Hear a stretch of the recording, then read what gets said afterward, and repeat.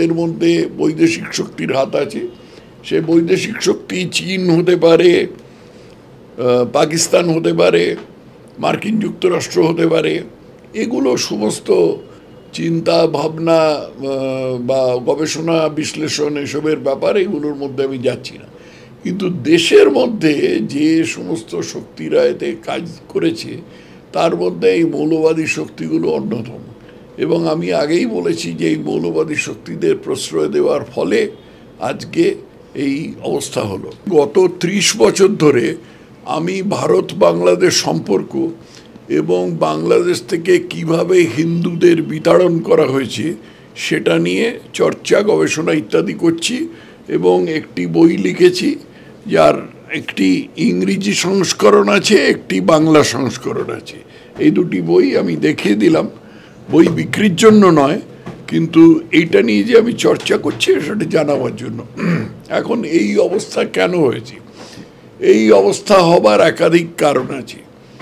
আমার সূত্র অনুযায়ী, মানে এমনি সংবাদ মাধ্যমে পাওয়া খবর অনুযায়ী, এবং আমার নিজের বাংলাদেশে প্রচুর সূত্র আছে, সমস্ত সূত্র অনুযায়ী পাওয়া খবরে যা আমি বুঝতে পেরেছি তা হলো যে শেখ হাসিনা এই তার মন্ত্রিত্বকালে, প্রধানমন্ত্রিত্বকালে কিছু কিছু ঘটনা ঘটেছিল যার ফলে ওর এই ব্যাপারটা ত্বরান্বিত হয়েছে। দুর্নীতি তো হয়েছিলই, দুর্নীতি আগেও হয়েছে বাংলাদেশে, এখনও দুর্নীতি আছে, দুর্নীতিটা বড় কথা নয়। এই যে কোটা নিয়ে যেটা হয়েছিল, এই কোটাটা একটা, কিন্তু আপাত দৃষ্টিতে এটা কারণ, কিন্তু আসল কারণ এটা নয়। আসল কারণ হচ্ছে যে বাংলাদেশে মৌলবাদী শক্তিগুলোর অভ্যুত্থান হয়েছে এবং এই মৌলবাদী শক্তির অভ্যুত্থান ঠেকাতে শেখ হাসিনা কোনোভাবে সচেষ্ট হননি। উল্টে উনি কী করেছেন, মৌলবাদীদের মধ্যে যারা প্রধান, অর্থাৎ জামাতে ইসলামী, নিজামে ইসলামী, এদের সমস্ত একটা পাশে ঠেলে দিতে চেষ্টা করেছেন, কিন্তু অন্যদিকে হেফাজতে ইসলাম বলে একটা গোষ্ঠীকে খুব তোল্লা দিয়েছেন। তার ফলে হেফাজতে ইসলাম তার উপর প্রচুর প্রভাব বিস্তার করেছিল এবং তাকে দিয়ে অনেক অন্যায় কাজ করিয়ে নিয়েছে। দু একটা বলি, যেরকম আর কি, উনি বাংলাদেশের 560টা বিভিন্ন উপজেলায় 560টা মডেল মস্ক তৈরি করেছেন। মডেল মস্ক অর্থাৎ আদর্শ মসজিদ তৈরি করেছেন। তার উপরে মাদ্রাসা থেকে যে সমস্ত ডিপ্লোমা দেওয়া হয়, যেমন আলিম, ফাজিল, দেওরা ইত্যাদি নানা রকম ডিপ্লোমা দেওয়া হয়, সেগুলোকে উনি MA এর সাথে এক স্তরে নিয়ে এসছেন। এর ফলে কি হয়েছে, যারা এই সমস্ত আলিম ফাজিল পাশ করেছে তারা এসে বিশ্ববিদ্যালয়ে, কলেজে ঢুকে গেছে, শিক্ষক হয়েও ঢুকেছে, ছাত্র হয়েও ঢুকেছে, এবং ঢুকে তারা এই সব জায়গায় নিজেদের মতবাদ প্রচার করবার সুযোগ পেয়েছে। তারা নানাভাবে এই ছাত্রদের মন এই ধর্মীয় মৌলবাদে দূষিত করেছে এবং এইটারই একটা বিশাল আকারে আমরা এই আন্দোলনের মধ্যে দেখছি। আন্দোলনটা কোটা নিয়ে আরম্ভ হয়েছিল, কিন্তু আন্দোলনটা পরে মৌলবাদীরা ছিনিয়ে নেয়। আমরা যে ছবিগুলো পাচ্ছি এই আন্দোলনের, ছবিগুলো থেকে এটা পরিষ্কার বোঝা যাচ্ছে যে এটা মৌলবাদীদের, মানে মৌলবাদীরা এর মধ্যে একটা খুব বড় ভূমিকা নিয়েছে। এবং এইটাই কারণ, বলতে একটা কারণ যদি আমাকে জিজ্ঞেস করা হয় তাহলে আমি বলবো এইটাই কারণ, অর্থাৎ মৌলবাদ এবং শেখ হাসিনার মৌলবাদকে প্রশ্রয় দেওয়া। আর একটা বিষয় আমি একটু জানতে যাব, সেটা হচ্ছে যে যেটা দেখলাম, তাহলে কি শেখ হাসিনা কোনো আঁচ করতে পারলো না, বা আগাম কোনোভাবেই কি এটা জানতে পারলো না? আর এই কোটা সংস্কার নিয়ে আন্দোলন যারা, যে ছাত্ররা করছিল, এদের পিছনে কাদের হাত ছিল বলে আপনি মনে করেন? এবং তারা কি এটা পরিকল্পনাভাবেই, মাত্র 26-27 দিনের আন্দোলন, কিন্তু আমরা যেটা দেখলাম 2-3 দিনের মধ্যে শেখ হাসিনা তাকে পদত্যাগ করে তাকে দেশ ছাড়তে হলো, এর পিছনে কাদের হাত আছে বলে আপনি মনে করেন?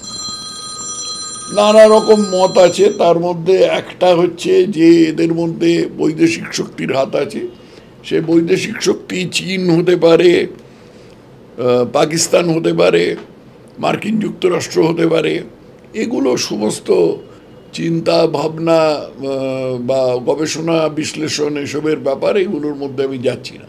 কিন্তু দেশের মধ্যে যে সমস্ত শক্তিরা এতে কাজ করেছে তার মধ্যে এই মৌলবাদী শক্তিগুলো অন্যতম।